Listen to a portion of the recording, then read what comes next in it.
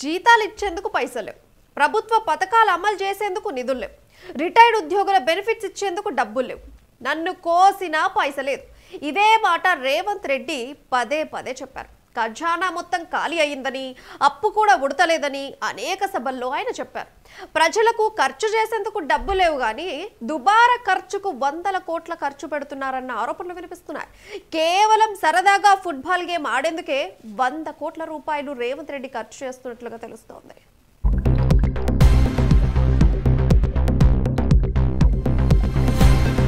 రేవంత్ రెడ్డి సర్కార్ ఏకంగా 100 కోట్ల రూపాయలు ఖర్చు పెడుతున్నట్లుగా తెలుస్తోంది. సరే, అంత పెద్ద మొత్తంలో ఖర్చు పెడుతున్నప్పుడు రాష్ట్రానికి ఏదైనా ఆదాయం వస్తుందా అంటే అది లేదు.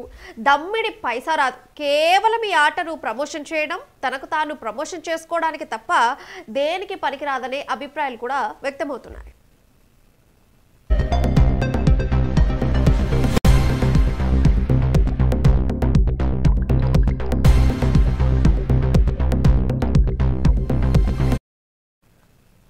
అయితే దేశంలో ఫుట్బాల్ దిగ్గజ ప్లేయర్ మెస్సీ పలు రాష్ట్రాల్లో పర్యటించనున్నారు.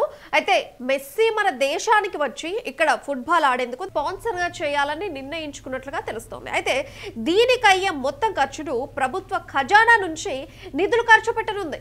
ఇప్పటి వరకు ఒక్క మెస్సీకే 70 కోట్లు చెల్లించేందుకు సిద్ధమైనట్లుగా తెలుస్తోంది.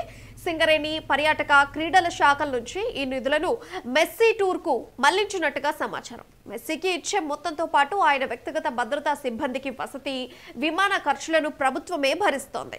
అంతా కలిపి ఒక 100 కోట్లకు పైగా ప్రభుత్వ ఖజానా నుంచే ఖర్చు చేయనున్నట్లుగా సమాచారం. మామూలు విషయం కాదు. మరి అన్ని కోట్ల రూపాయలు ప్రభుత్వం ఖర్చు పెడుతుందంటే ఎంతో కొంత ఆదాయం వస్తుందనుకుంటే అది మన భ్రమనే చెప్పుకోవాలి.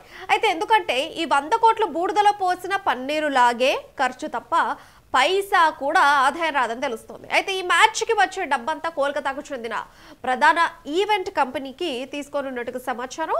ఆ కంపెనీ ఉప్పల్ స్టేడియంలో జరిగే ఈ మ్యాచ్ కోసం దాదాపు 35,000 టికెట్లను ఈవెంట్ మేనేజ్మెంట్ అమ్ముకుంటుంది. ఒక్కో టికెట్ ధర హైయెస్ట్ 32,000 రూపాయలకు పైగానే ఉంది. ఈ లెక్కన ఎంత ఆదాయం వస్తుందో అంచనా వేసుకోవచ్చు. ఇక స్టేడియంలో హోర్డింగ్లు, డిస్ప్లే బోర్డులు అమ్ముకుంటుంది. ఆదాయం కూడా వాళ్ళకే వెళ్తుంది. ఈవెంట్ మేనేజ్మెంట్ సంస్థకే వెళ్ళిపోతాయి. ఇలా మొత్తం ఆదాయం ఈ ఈవెంట్ మేనేజ్మెంట్ తీసుకుంటుంది తప్ప రాష్ట్రానికి పైసా కూడా ఇవ్వదని తెలుస్తోంది.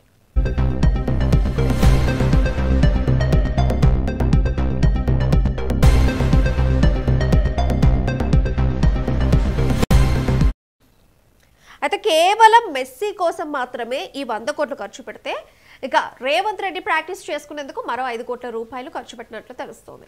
ఆయన ఇంటి దగ్గరలోని మర్రి చెన్నారెడ్డి మానవ వనరుల అభివృద్ధి కేంద్రంలో అంతర్జాతీయ తెప్పించారు.